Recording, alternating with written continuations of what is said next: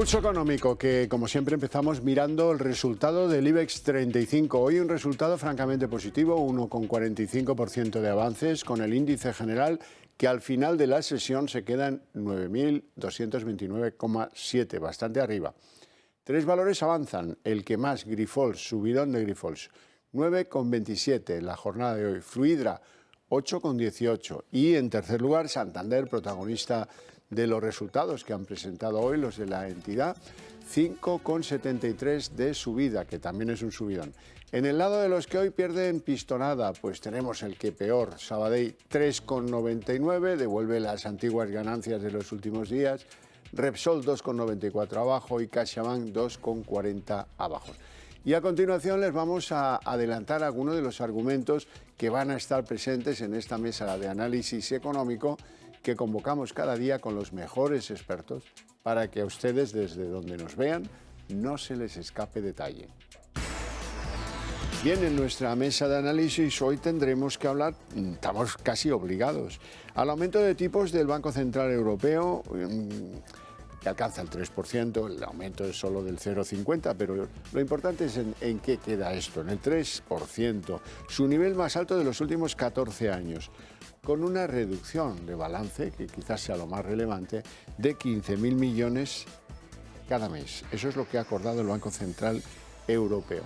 Y en segundo lugar, yo creo que es muy importante el dato del paro del mes de enero, porque este año arranca con 70.744 desempleados más y se calcula que la destrucción de empleo ha sido de 215.000 empleos.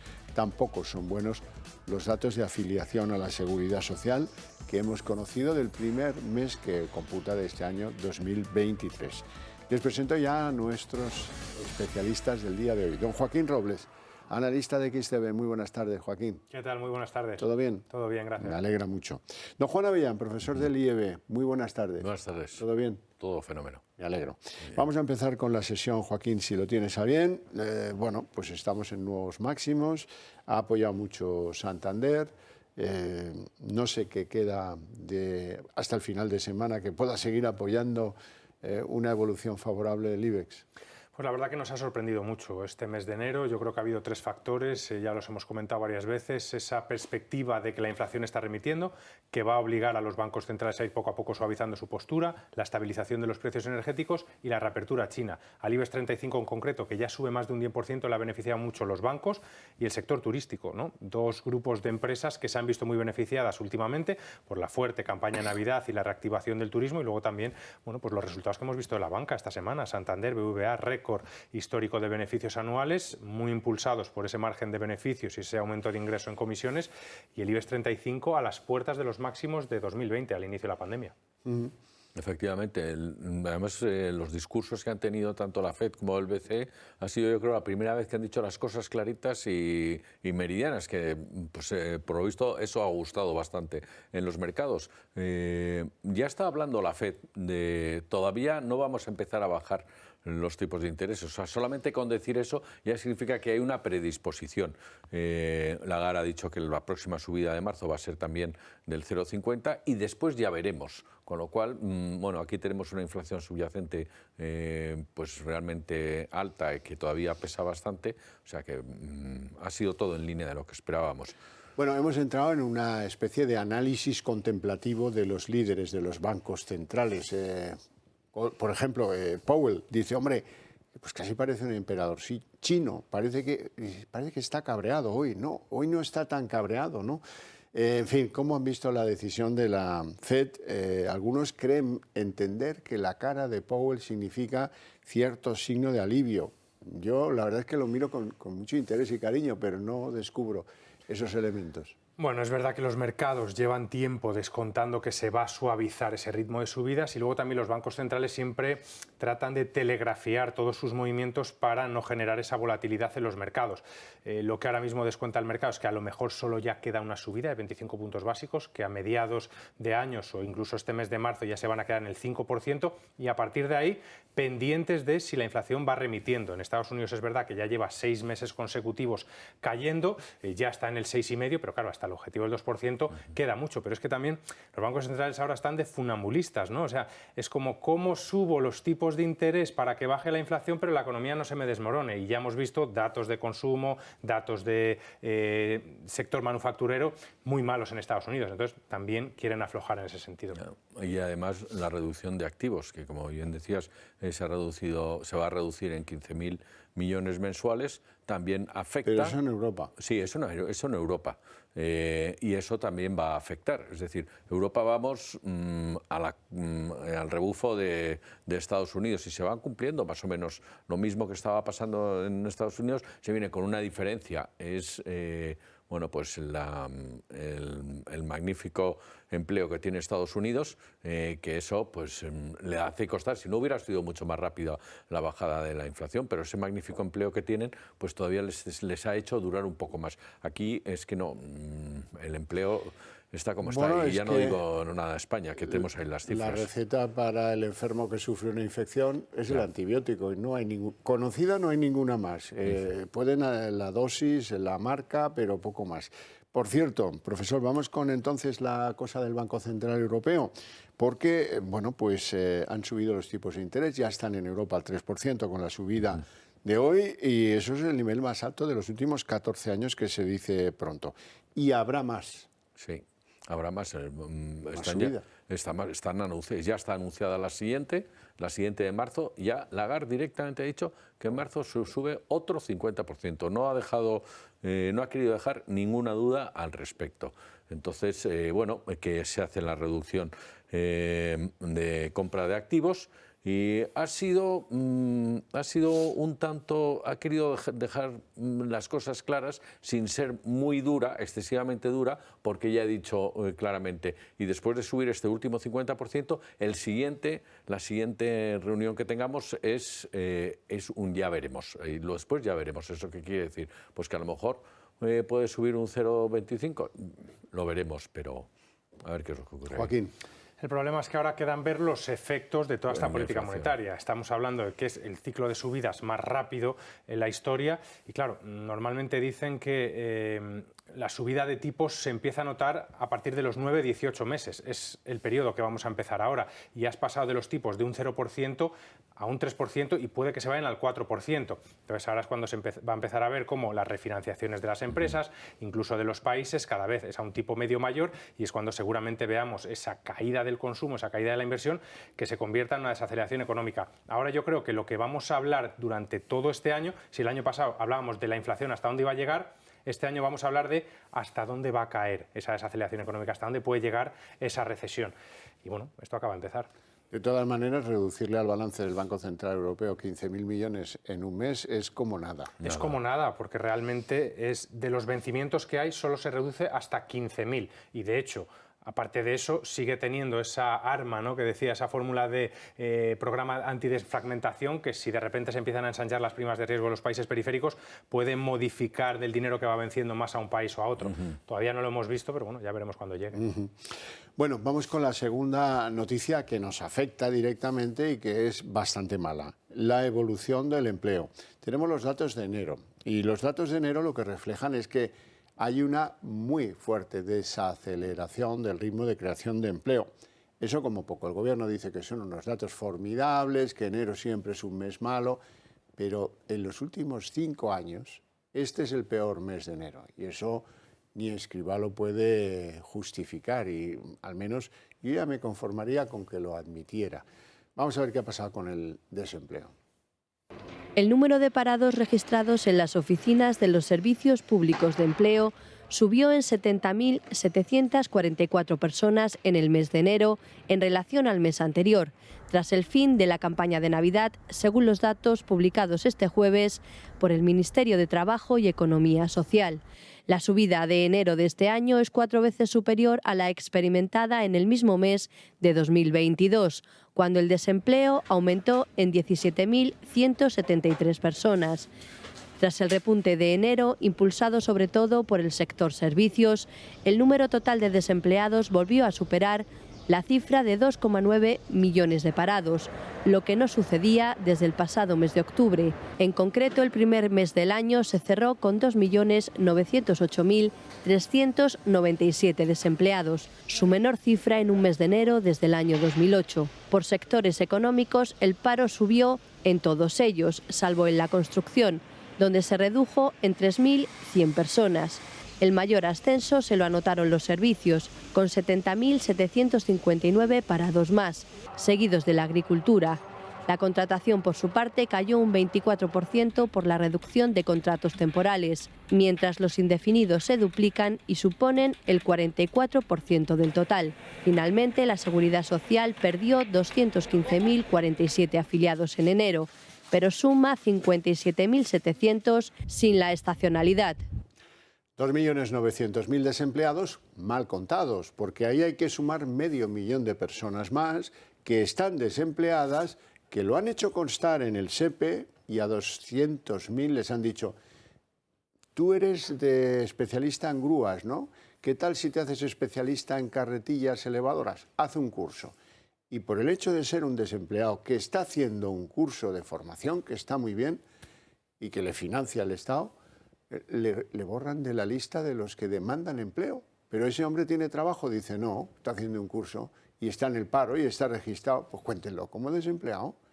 Ocurre lo mismo con otro paquetón, en este caso mayor todavía, de gente que dice: hombre, mire, salgo del COVID, estoy en el paro, quiero trabajar, pero no me atrevo con una jornada de 8 horas. Parece legítimo pedir menos horas de trabajo a disposición limitada. Dice: bueno, pero yo soy un parado. Con disposición limitada, pero sigo siendo un parado. Entre una cosa, los de los cursos, y lo otro, lo de los que no quieren trabajar las 8 horas, estamos en 500.000 personas que hay que sumar, y el total entonces se convierte, como ven ahí en pantalla, en 3.407.000. Son los números. Está clarísimo. Lo que no se puede hacer es cambiar la cabeza del Instituto Nacional de Estadísticas y empezar a recontar jugar todo, empezar a jugar. Porque ya lo hemos dicho aquí varias veces, en Grecia pasó eso, en Grecia pasó eso. En lo que no se puede es cambiar la forma de medir, no se puede estar cambiando eso continuamente porque perdemos referencia sobre lo que está pasando, sobre sectores, etcétera, etcétera. Pero lo que es indudable es que para poder bajar la inflación hay que subir los tipos de interés. Si subimos los tipos de interés, ¿qué es lo que ocurre? Que la financiación de las empresas se encarece, que se encarecen los sueldos y los salarios, que se vende menos fuera porque, entre otras cosas, Alemania, el PIB de Alemania ha caído un 0,2 en el último trimestre y China estaba parado. Esperemos que ahora pues con retome China y podamos exportar a China. Por otro lado, eso nos va a dar una subida de precios de las materias primas. Entonces, todo esto ahora mismo, como hay que bajar la inflación, no tengamos la menor duda que lo que va a hacer es incrementar el paro, porque es que es sumar uno a uno. Esto es de macroeconomía de cuarto de carrera. Joaquín. No, y en España además queda de manifiesto, ¿no?, que tiene un problema estructural con el empleo. Estamos por encima del doble, ¿no?, de la media europea, y cuando tienes otras economías como Estados Unidos, como Reino Unido, que precisamente tienen un problema con el desempleo, que es que la tasa de desempleo es muy baja, es demasiado baja, y eso está generando que los trabajadores tengan ese poder de negociación con la empresa para que les suban el sueldo, y entonces mantienen la inflación alta, ¿no? Y aquí, pues bueno, todo lo contrario, sube la inflación, pero los empleados no tienen ese poder de negociación, por lo que sí que ven mucho más contraída su capacidad de adquisición. Claro, bueno, pues no se crean a Escribá cuando dice que todo va fenomenal, porque, oiga, ya han oído la información. Enero contra enero del año pasado, esto es 4 veces peor. Eso es un signo de que la cosa se está averiando. En fin, vamos con algún nombre propio del IBEX 35, por ejemplo, el Banco Santander, que ha logrado sus beneficios récords, 9.605 millones, un 18% más de rentabilidad, que eso es muy importante, es lo más importante.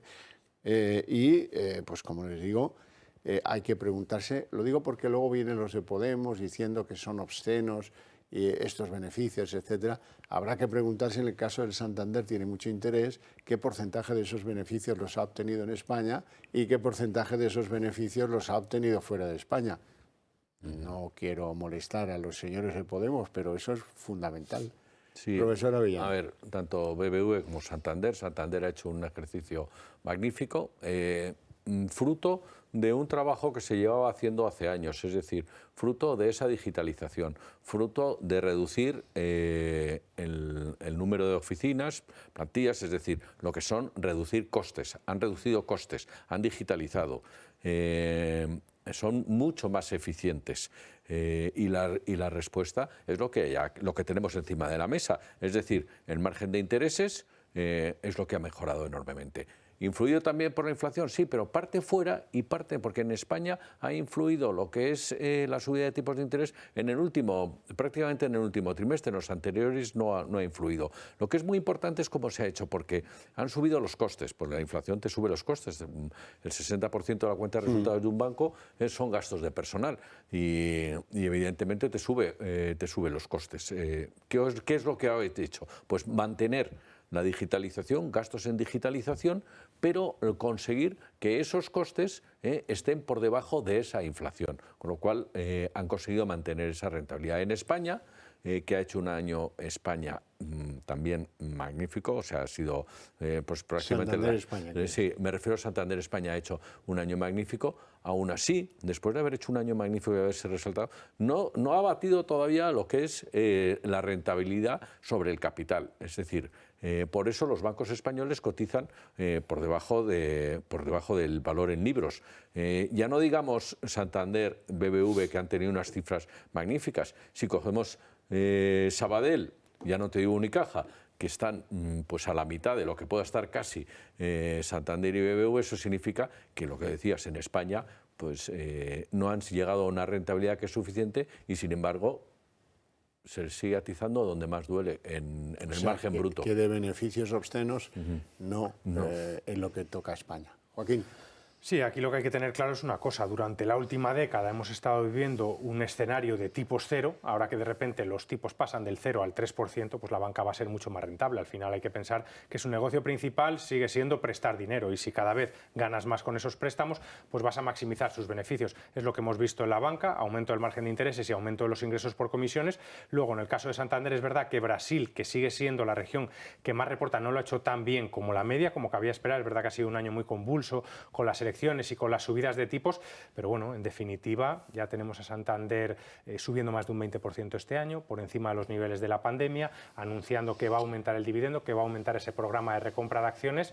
Una opción muy buena, pero cuidado, que a partir de estas subidas puede que empiecen también las recogidas de beneficios. Claro. Todos esperábamos mucho del turismo, del aporte del turismo a nuestra economía. Hoy conocemos los datos, 71,6 millones de turistas recibidos en el año pasado, en el 2022, que se gastaron 87.000 millones de euros. Ahí pinchamos un poquito, 145 euros por día, según nos cuentan. Vamos a verlo. España recibió el pasado año un total de 71,6 millones de turistas internacionales, lo que supone más que duplicar la cifra del año anterior, que estuvo muy afectado por la pandemia. Según datos del Instituto Nacional de Estadística, hechos públicos este jueves, que cifran en 87.061 millones el gasto realizado por estos visitantes, con un incremento especialmente destacado en el gasto medio diario, que aumentó un 15,3% y se situó en 145 euros. Los datos de movimientos turísticos en fronteras muestran que la cifra de cierre de año 2022, que rozan los 72 millones de turistas registrados, aún se encuentran un 14,3% por debajo de las registradas en el año 2019, año récord para el turismo español, en que se superaron los 83,7 millones de visitantes extranjeros. Los principales países de residencia de los turistas que visitaron España durante el año pasado fueron Reino Unido, Francia y Alemania. Todavía estamos lejos, profesor Avellán. Sí, el reportaje lo dice claramente. Nos hemos quedado a un 14,3% del 2019, es decir, 2020 y 2021 no son años de referencia en el turismo, íbamos para arriba. Y en casi nada. Se han lanzado al aire vítores del turismo porque se ha juntado el turismo internacional con el turismo nacional, es decir, si yo me voy a Canarias a trabajar o a hacer algo, probablemente me consideren turista, pero lo que está claro es que ha caído. ¿Por qué puede ser esto? Pues pueden ser por varios motivos. Uno, porque los ingleses alemanes han decidido algunos quedarse en casa.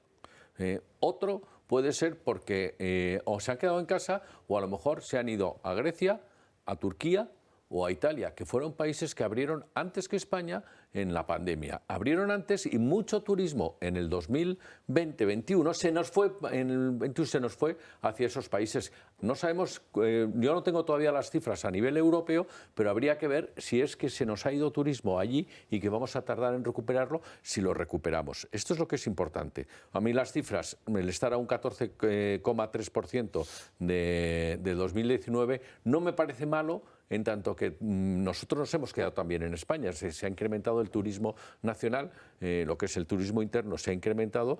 Yo espero que las cifras sean porque los ingleses han decidido viajar menos. Pero no es el bálsamo que esperábamos. Bueno, pero desde luego está ayudando mucho, ¿no?, a la subida del IBEX 35. De hecho, durante casi todo el mes de enero, las 4 compañías que más subían eran las turísticas. Ahora es verdad que con la subida de los bancos ya no son las 4 primeras, pero Aena, Amadeus, Meliá Hoteles y AG suben entre un 15 y un 40%. Vienen de una temporada navideña muy buena y también han informado de que las reservas este inicio de año han empezado con fuerza. Además, temas como la caída de la inflación o la estabilización de los precios energéticos, la reapertura de China les puede beneficiar durante este año. Muchas empresas, es verdad, que dicen que pueden recuperar este año los niveles previos a la pandemia de 2019, pero cuidado. ¿Por qué? Porque ahora estamos con todo este optimismo de que la bolsa no para de subir, pero quizá a mediados de año empezamos a ver una cierta desaceleración y este tipo de gastos discrecionales, que son los primeros que uno se quitan cuando las cosas van mal, son los viajes, es el turismo y podemos empezar a ver dudas. Y otra cosa, durante 2 años, 2020 y 2021, muchas de estas compañías han estado paradas, o sea, que han asumido una deuda que tienen que devolver ahora. O sea, que los balances de este año no son los mismos que los de 2019, aunque las cifras de ingresos y beneficios sean los mismos. Bueno, tenemos que hablar de Meta, la gran plataforma de Mark Zuckerberg. Caída estrepitosa de sus ganancias. Han ganado menos de un 40% que lo que ganaron en el año 22. Y son un ejemplo porque han tomado una medida muy drástica que al mercado le gusta. Vamos a recomprar acciones. ¿Cuánto van a dedicar en Meta a recomprar acciones? 40.000 millones de dólares. La compañía fundada por Mark Zuckerberg, Meta, desploma sus beneficios hasta en un 41%. 2022 ha sido un mal año para la propietaria de Facebook, WhatsApp e Instagram, logrando una ganancia que, sin embargo, ha logrado rozar los 21.300 millones de euros. Unas malas cifras reconocen que, sin embargo, se sitúan por encima de las previsiones que manejaban los analistas y que han provocado que al cierre de la sesión en Wall Street se haya disparado en la preapertura hasta el 19%. Las ventas, eso sí, según señalan en su cuenta de resultados anuales, han caído un 1% comparado con los del año anterior. Los ingresos anuales de la multinacional alcanzan los 100.000 millones de euros, un 1,1% menos que en 2021, lo que supone la primera gran caída anual de la facturación de la empresa. La publicidad y el metaverso también han reducido entre un 1 y un 5% sus ingresos. Por contra, y para éxito de la compañía, las cifras de usuarios activos anuales han aumentado un 4% y los mensuales en hasta un 2%. El año pasado, la compañía Meta ha sido una de las grandes multinacionales tecnológicas que anunciaba un recorte de su plantilla que ha afectado a 11.000 trabajadores, lo que supone el 13% de su personal. Esa acción drástica de recomprar acciones ha gustado al mercado. Ha gustado al mercado, y eso que se estaba dejando de hacer tanto en Wall Street porque le habían puesto un impuesto, ¿no?, de alrededor del 1%, pero bueno, es verdad que tendrá mucha liquidez y querrá contentar a los accionistas en un año que llegó a caer la acción un 75%. Ahí hubo muchos factores, ¿no? Cambiaron los términos de privacidad de Apple, que ahí hacía mucha publicidad teniendo en cuenta los datos de navegación de los clientes de dispositivos de Apple, luego el aumento de competencia con TikTok, la subida de los tipos de interés, que también golpeó mucho a este tipo de compañías tecnológicas, y luego las dudas sobre el metaverso. Mark Zuckerberg quiere invertir, quiere apostar por el metaverso, tanto en lo que es el software como es el hardware, y está gastando más de 10.000 millones anuales, algo que los inversores empezaron a tener miedo. Oye, estás gastando mucho, no hay nada de retorno, pero bueno, esto es el inicio de una nueva tecnología, ¿no? Hay que darle tiempo. De ahí que cayeran tanto las acciones, y desde entonces parece que tocaron suelo.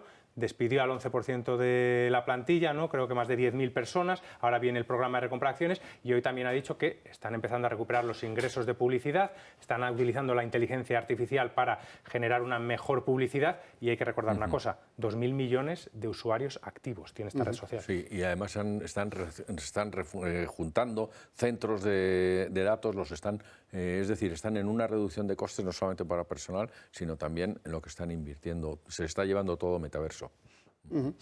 Bueno, pues ya veremos qué tal le va a Meta. Desde luego, drásticos han sido en todo, en el despido masivo, en la recompra de acciones.